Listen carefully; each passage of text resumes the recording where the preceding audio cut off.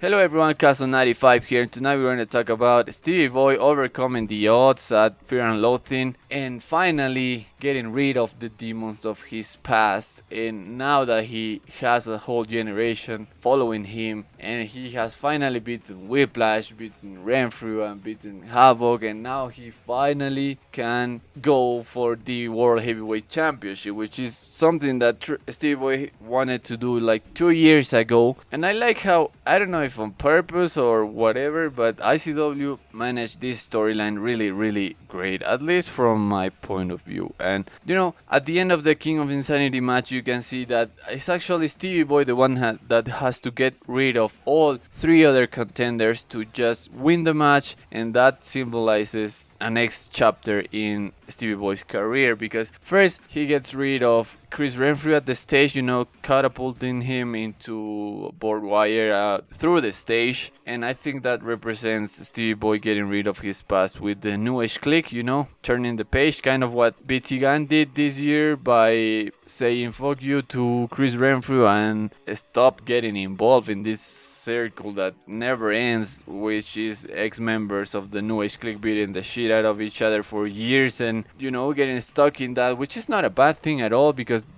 these past couple years, that has been one of the main things that I really like about ICW. I mean, I like everything, but the New Age Clique guys, I started watching ICW in 2015, I think, maybe November 2015 or something, and I don't know much about ICW's history, but these guys are really awesome, and the way they hate each other so much, and the way they talk to each other in backstage, the way they beat each other to death, it's just so cool to watch. And this actually was a good thing, getting BT Gunn and Renfrew and Stevie Boy stuck in this circle of violence that lasted for months and months and months. With BT Gunn getting out of there, being treated like the veteran that's trying to revive his career in ICW, and then when he beats Kenny Williams, he becomes the Series G champion and starts a new chapter.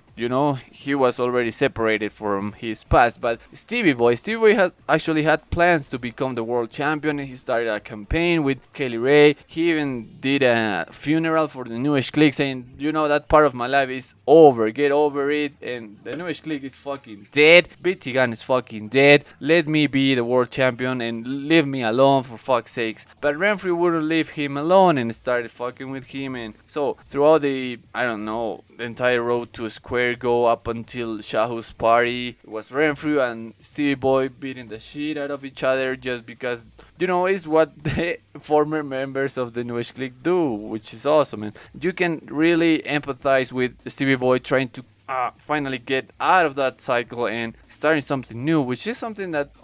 we all do in our lives. Sometimes we get stuck in something and we have to make the decision to leave and start doing things differently. So anyways, I think the main protagonist in this storyline was Stevie Boy, because he had to overcome first Chris Renfrew, who was, a shadow of his past about the New Age Clique, and that Stevie Boy will die just being a member of the New Age Clique, and he already reached the highest point in his career, and now he's downhill and there's nothing he can do about it. He's just going to die and nobody's going to remember him, because or the rest of the world is going to just remember him as a part of the New Age Clique, so that's the struggle. And now Mikey Whiplash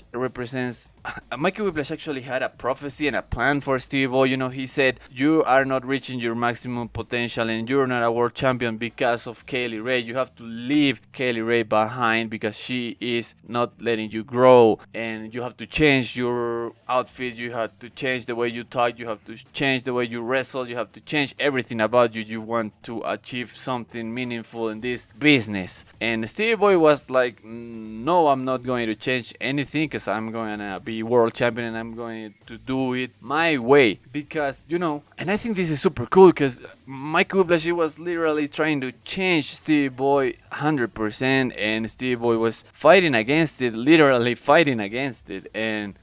and when Whiplash says things like, I know how you look at Kaylee Ray, I know that you will do whatever she says and that you love her even more than you love yourself, and something like that, it's pretty cool, because you get to know this character so much, and it helps you empathizing with them. So, and now Jimmy Havoc, which is just the wild card in this whole thing, he just appeared because he wanted to prove who the most hardcore is. Literally, that's his only reason. And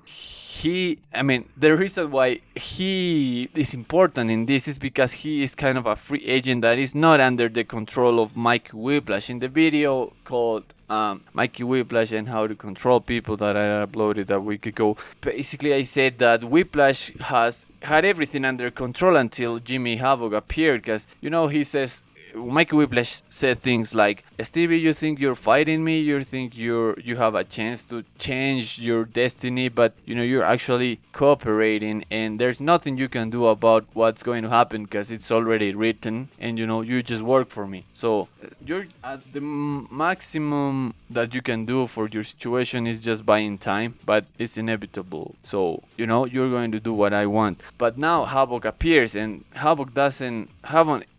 isn't under Mikey Whiplash's control, so that's why it breaks Whiplash's game entirely, and that's why Steve Boy got to escape and beat Whiplash and beat Havoc and beat Renfrew all by himself. The last minutes of that King of Insanity match is basically Stevie Boy making sure that he's going to win and beating Renfrew, then beating Havoc and taping him to the ropes, and then nailing the Glasgow Destroyer, the Devil's Halo, from this ladder through a table, and then winning the match. And then the Fifth Generation comes down and they start celebrating, and it's all blood everywhere, and finally Stevie Boy overcomes all the odds and all the things that they have said to him. It's just a really good story, because it's like, you are not defined by your past. You can overcome that and make new things and make people realize how good you are by doing new different things. And then you don't have to change, you don't have to sell out, you don't have to change who you are to reach your maximum potential. And that's what Stevie Boy proved that night, and that's why that storyline and that match in particular is one of my favorite things that I've seen as a fan of wrestling. And well, yeah, that will be it for this video. I hope you like it, and don't forget to comment. So I'll see you in the next one. Goodbye.